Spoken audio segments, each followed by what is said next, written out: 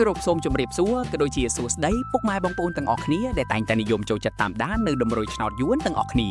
សូមស្វាគមន៍ពុកម៉ែបងប្អូនទាំងអស់គ្នាមកកាន់ Channel ខ្នើយឆ្នោតសម្រាប់ការឲ្យតម្រុយឆ្នោតយួនជាប្រចាំថ្ងៃអ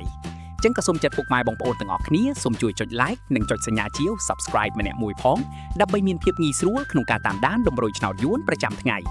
សម្រាប់ថ្ងៃនេះដែរត្រូវនឹងថ្ងៃទី3ខែសីហាឆ្នាំ2026ចឹងកុំឲ្យខាតពេលវេលាពុកម៉ែបងប្អូនយូរយើងចូលមកមើលតម្រុយឆ្នោតយើងវិញតែម្ដងទៅលេខអូ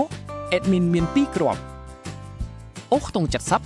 70និងអូខ្ទង់30តម្រុយ2លេខអេដមីនមាន3គ្រាប់74 79និង39តម្រុយ3លេខអេដមីនមាន3គ្រាប់740គុណ403គុណនិង039គុណចឹងពុកម៉ែបងប្អូនអាចយកលេខរបស់ admin យកទៅផ្សងសំណាងបានសូមឲ្យហេងទាំងអស់គ្នាណាពុកម៉ែបងប្អូនចឹងជាចុងក្រោយ admin ក៏សូមអរគុណពុកម៉ែបងប្អូនទាំងអស់គ្នាដែលបានចំណាយពេលវេលាដ៏មានតម្លៃចូលរួមទស្សនា